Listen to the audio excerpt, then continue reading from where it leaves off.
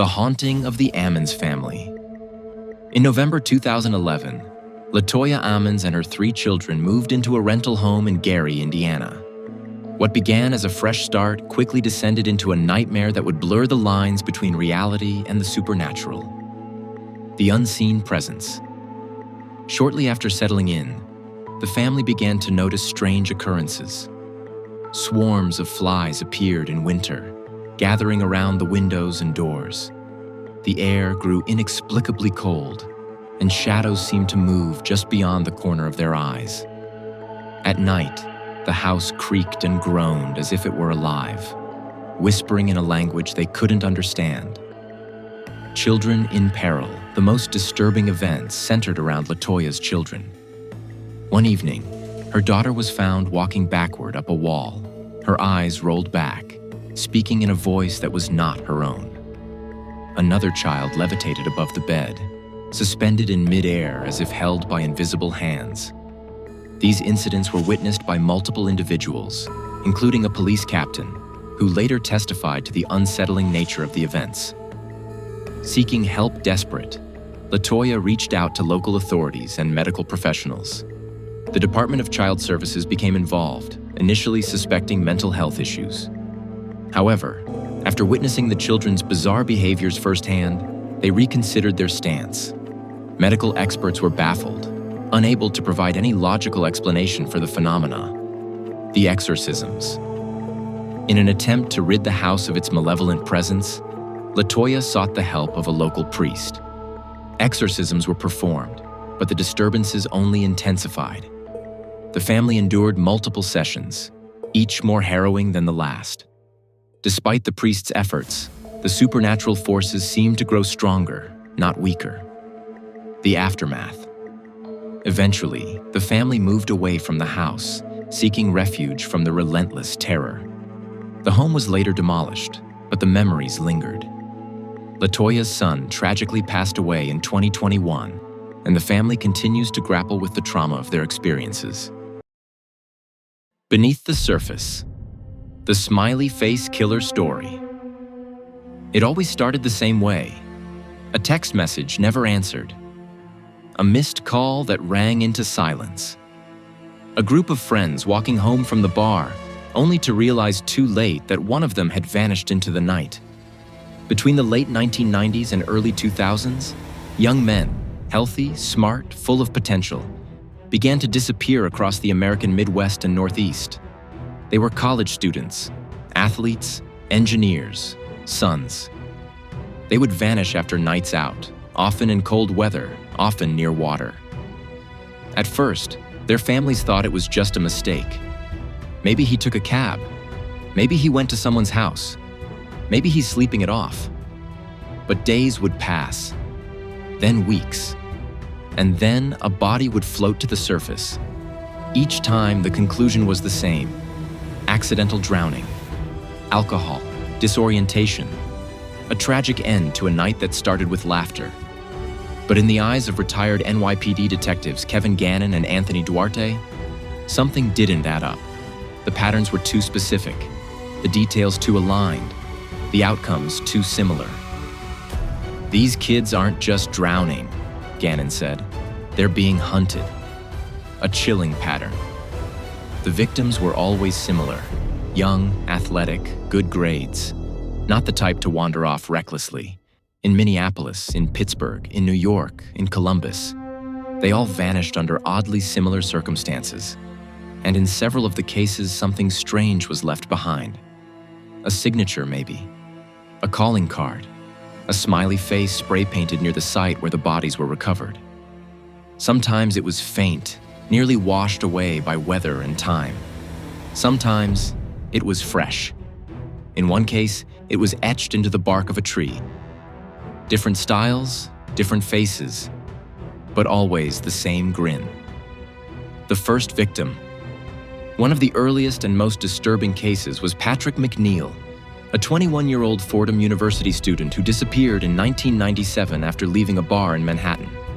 His body was found over a month later, floating in the East River, 12 miles from where he was last seen. The official cause of death? Accidental drowning. But Gannon, who investigated the case, noticed disturbing signs. McNeil's body showed signs of ligature marks, burning, and post-mortem movement. It looked like someone had tried to cover their tracks.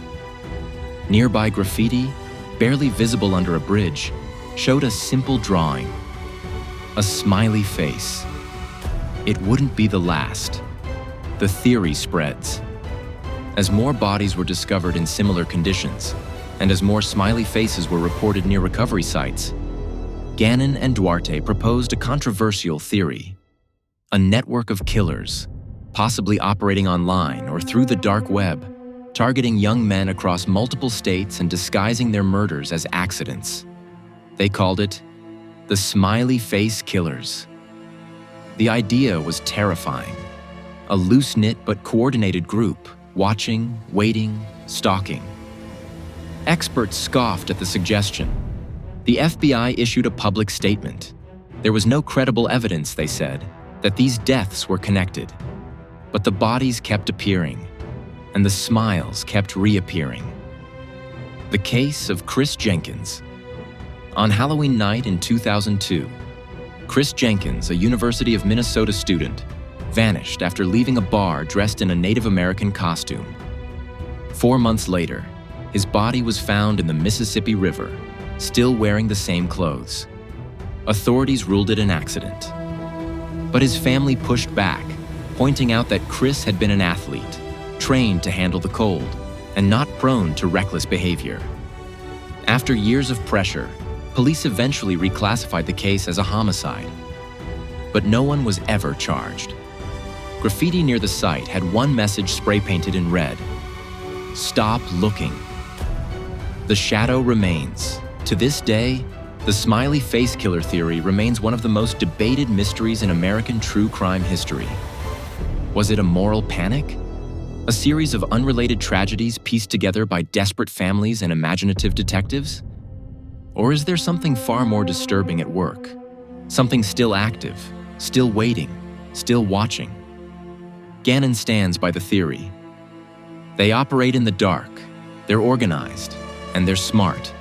Most people don't even know they exist. That's how they keep getting away with it. So next time you're walking home late at night, look twice. And if you see a smiley face painted on a wall, stop, turn around, because someone might be following you. Vanished in Smoke, the Sodder Children Mystery.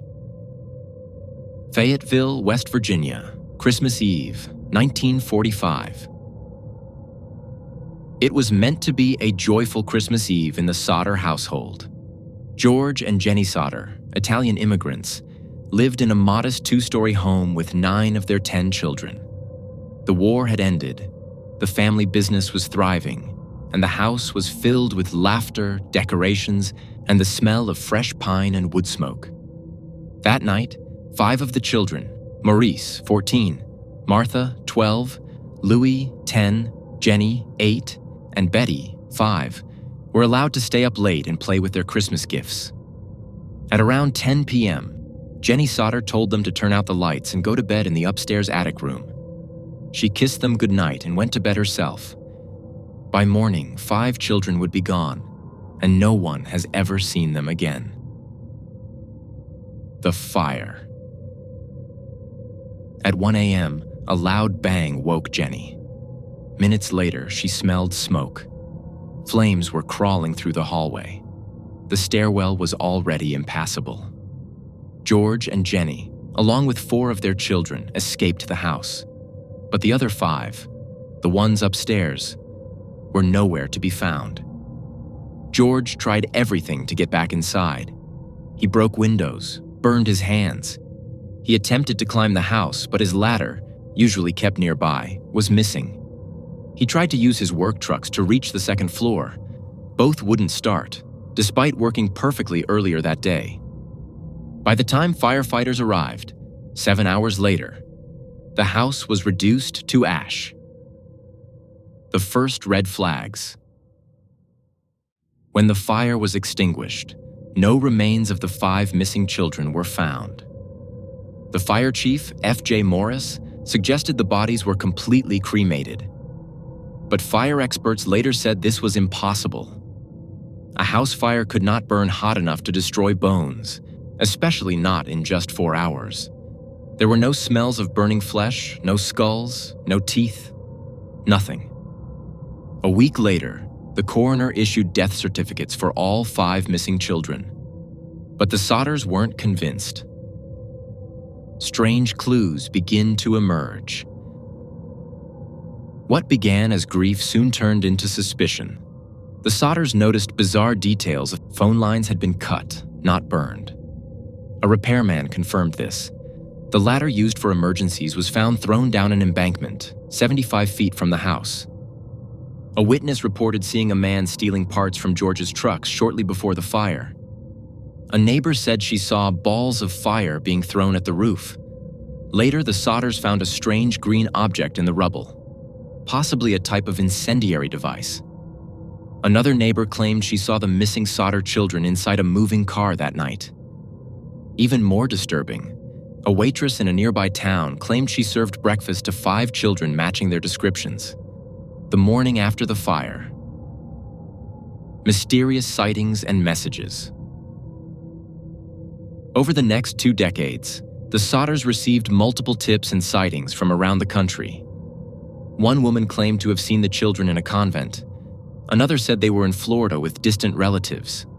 George even traveled across states chasing leads, but they all ended in dead ends. In 1967, the family received a strange letter. It was postmarked Kentucky, with no return address, and contained a photograph of a man in his 20s who resembled Louis Sodder, the 10-year-old who disappeared. Written on the back, Louis Sodder, I love brother Frankie, Elil boys, a 90132 or 35.000. It was cryptic, the handwriting odd. George and Jenny hired a private investigator to track the sender. The investigator vanished and was never heard from again. A lifetime of searching. The Sodders refused to give up. They put up a billboard on Route 16, displaying the faces of the missing children and offering a $5,000 reward, later raised to $10,000. The sign stayed up for nearly 40 years and became a local landmark. They rebuilt their lives, but never rebuilt their hearts. George died in 1969, Jenny in 1989, still waiting for answers. Their surviving children carried on the search, but the mystery remains unsolved to this day. What really happened? Over the years, several theories have emerged. Mafia involvement. George Sodder was outspoken against Mussolini and had received threats. Some believe the children were taken to silence him or punish him. Kidnapping ring. Others think the children were abducted by someone who knew them and sold or raised them elsewhere. Government cover-up, a fringe theory, fueled by the lack of proper investigation and unusual delays. One thing is certain. No bodies were ever found. No definitive proof of death. No closure. Legacy of smoke and silence. The Sodder children's disappearance is still considered one of the strangest unsolved mysteries in American history. The billboard is gone now, but the legend persists. Every Christmas Eve, some locals still place candles near the site of the old Sodder home. A quiet reminder that sometimes the most terrifying horror stories are the ones that leave you with nothing but silence.